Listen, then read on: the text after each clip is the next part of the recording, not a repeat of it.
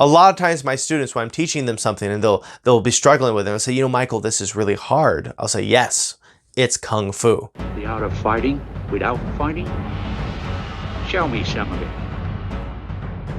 Hi there, everybody. Michael Valenti here with the School of Self-Defense in Indianapolis, and today we're going to be talking about what is real Kung Fu. If you live in the Indianapolis area and like to come to train with me in person, you can do that at theschoolofselfdefense.com. Or if you live too far away to train with me in person, we now have an online program at kenpo360.com. It is the essential guide to self-defense all in one place. You can go and purchase that at kenpo360.com. Let's talk about Kung Fu. Kind of a little bit of understanding of my background is that I am somebody who started martial arts in a Korean martial arts, eventually worked my way to Jeet Kune Do, which effectively, has always guided my martial arts training. I eventually became a black belt in Kenpo, as well as a black belt in Judo and an instructor in Wing Chun and Kali. I currently am studying a style of Northwestern Chinese Kung Fu as well as Brazilian Jiu-Jitsu, and I plan to keep training martial arts my whole life. And that comes to this word Kung Fu and how it can be used properly. In the American lexicon, in the American zeitgeist, we have this word Kung Fu, and a lot of people are not entirely clear of what it means.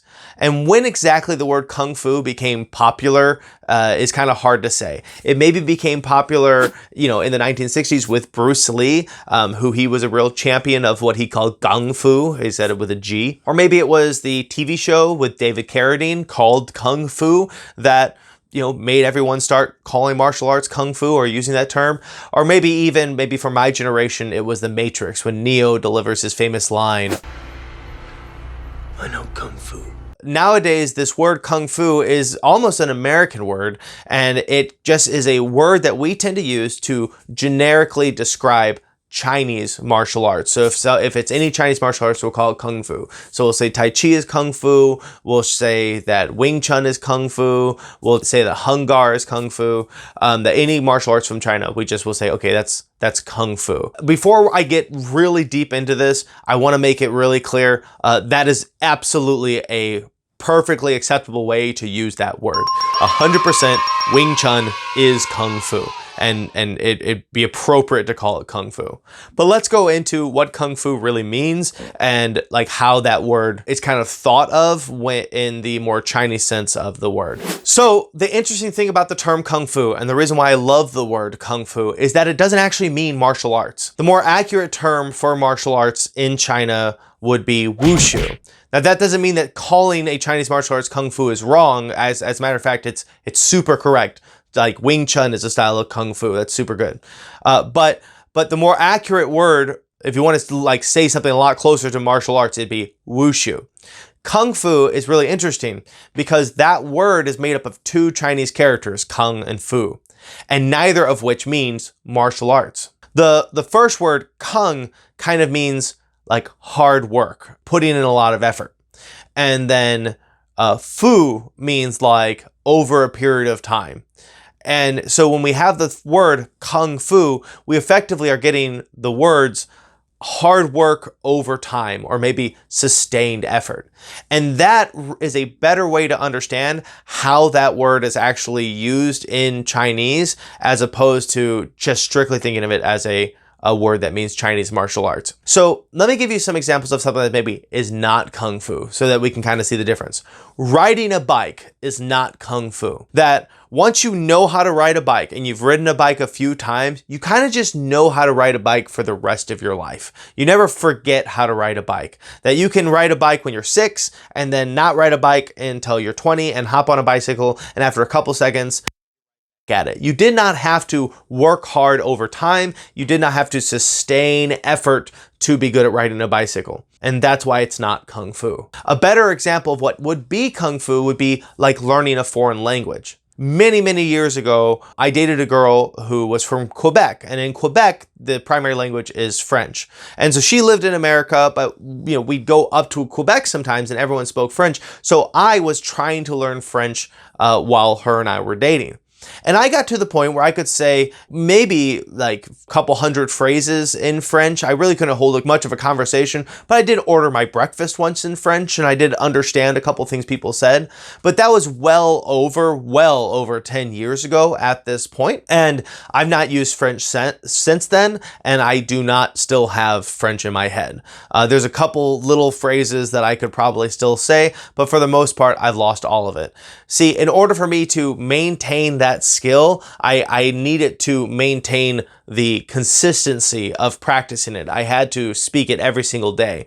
And because I didn't stick with it, the skill slowly faded away, which kind of throws that speaking French for me into that Kung Fu definition. That is something that in order to be good at, you must not only work hard to be good at it, you also must work hard to maintain it. That you have to sustain the effort over a long period of time. And martial arts is the same thing.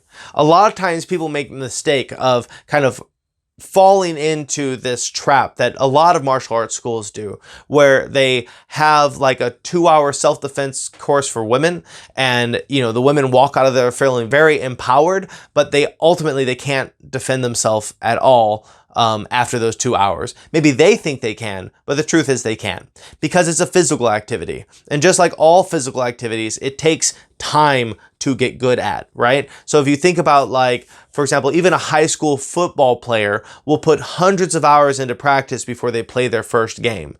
And so the idea of someone taking a 2-hour self-defense course and be able to play the game, being able to defend themselves, is just absolutely absurd. I always think about it kind of like your own health, right? That if I only ate one salad, I wouldn't be healthy. If I only went to the gym once, I wouldn't be strong. What makes me healthy is the fact that I consistently make the right choice in what I eat. What makes me strong is that I consistently go to the gym and I keep practicing, right? So I think of Kung Fu kind of like that.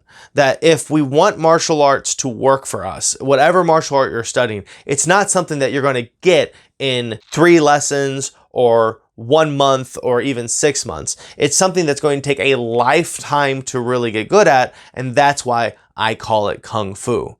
A lot of times my students, when I'm teaching them something and they'll be struggling with it and say, Michael, this is really hard. I'll say, yes, it's Kung Fu. And I think that's a really just important thing to kind of understand, that when we say the word Kung Fu, yes, it is perfectly acceptable and encouraged that you use it as a term for Chinese martial arts, because it is a Chinese word that the Chinese will use to describe martial arts. But I think knowing the depth of the word, understanding that Kung Fu really means is hard work sustained over time, it gives us a better understanding of what we're going to need to do in order to have Kung Fu. Now, there's a lot of people who would like to comment on my videos having not watched the entire video. And so to let me know that you successfully watched the entire video, include the words Hong Kong Fooey somewhere in your comment. That way you and I will know that you watched the whole video. And of course, if you are at the end of the video, you're clearly enjoying this content. If you're not subscribed, why not? You clearly are having fun with it. So hit the subscribe button, click the thumbs up button and the bell button so you can get notified anytime I make a new video.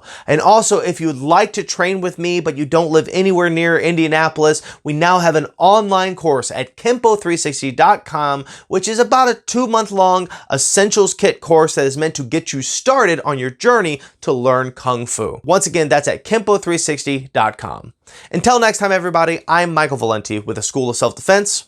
Fight on. The art of fighting without fighting? Show me some of it.